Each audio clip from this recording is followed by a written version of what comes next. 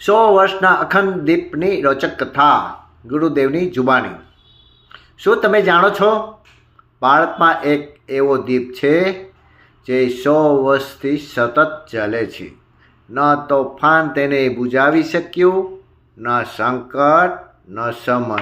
આ છે ગાયત્રી પરિવારનો અખંડ દીપ। કોઈ સામાન્ય દીવો નથી, આ છે યુગ પરિવર્તનનો સંકલ્પ। સને 1926માં પંડિત શ્રી રામ શર્મા આચાર્ય ગુરુદેવ દ્વારા પ્રગટાવવામાં આવ્યો। હું ત્યારે નાનો હતો, પણ મારી આત્મા જાણતી હતી, આ દીપ માત્ર પ્રકાશ માટે નથી, આ તો અજ્ઞાનના અંધકારને ભસ્મ કરવા માટે છે। આ તેલથી નહીં, ત્યાગથી જલે છે। આ દીપ વાટીથી નહીં, તપસ્યાથી પ્રજ્વલિત છે।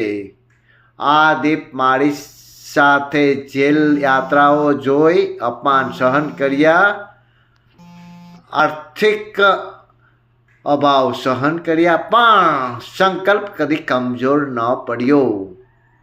આ સમય સાથે મને સમજાયું, આ દીપ મારો નથી, આ તો યુગનો દીપ છે।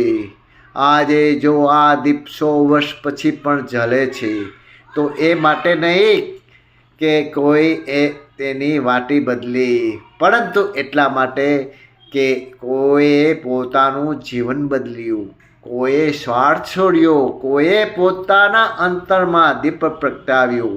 જો તમે આ અખંડ દીપને સાચી રીતે વંદન કરવા માગતા હો, તો માત્ર દીવો ન પ્રગટાવો, તમારા અંદરના ડર, આળસ અને અવિચારને બુઝાવી દેશો અને સદચરિત્ર, સેવા અને સાહસનો દીપ પ્રગટાવો।